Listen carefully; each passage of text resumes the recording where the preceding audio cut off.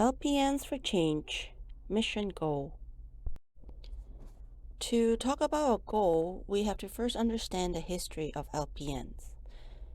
After World War II, there just weren't enough registered nurses to go around.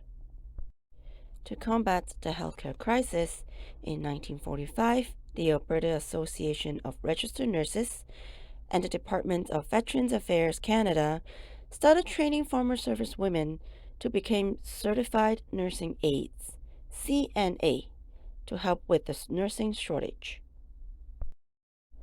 In 1947, the first civilian certified nursing aides, again CNAs, received their certificates from Alberta's Minister of Health.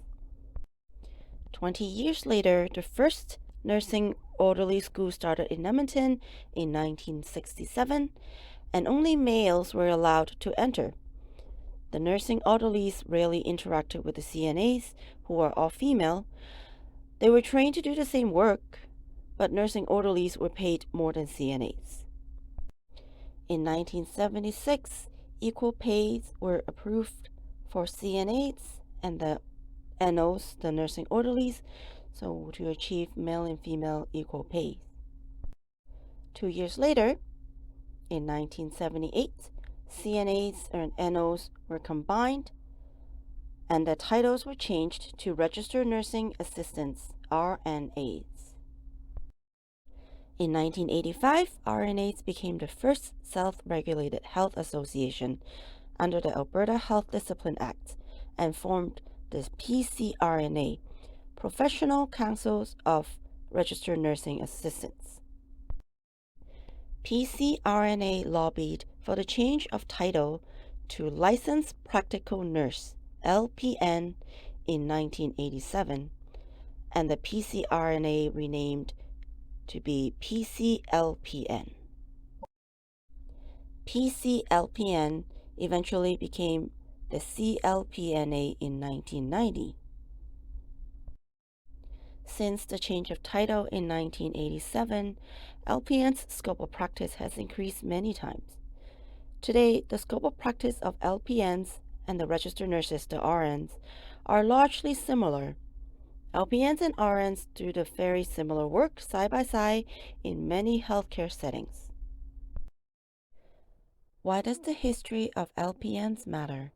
Why am I telling you all these? Because back when LPNs were CNAs and NOs and even RNAs, we were indeed nursing assistants or nursing aides. The job was to help nurses, who were the RNs, to take care of patients. At the government level, the Legislative Assembly of Alberta gave power to the Alberta Labor Relations Codes, who then assigned the Alberta Labor Relations Boards to classify professions. That's just how professions are classified in Alberta, all of them. The Alberta Labor Relations Board classified LPNs and healthcare aides, the HCAs, into auxiliary nursing, while the registered nurses, the RNs, who are the university degree holders, and the registered psychiatric nurses, RPNs, who are also college diploma holders, they were classified into direct nursing.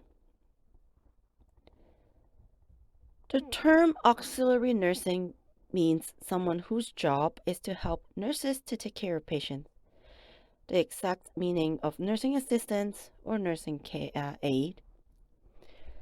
But since RNAs became licensed practical nurses, LPNs, in 1987, LPNs are no longer nursing assistants or aides. LPNs are nurses, and we should belong to direct nursing along with the rest of the nurses in Alberta. And this is what LPNs for Change is about. We are trying to change the classifications at the Alberta Labor Relations Codes and the Alberta Relations Board level to get LPNs the righteous classification. Many Albertans, including those in the government, are not aware of the history and the classifications of LPNs. And this is why we need to help. We need as much help as we can get to amplify our voices so that the government can hear what we're trying to tell them. Together, we can make a difference, and we can officially recognize LPNs as nurses.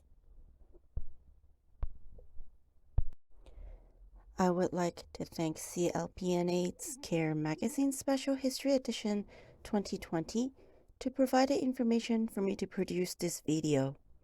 Thank you.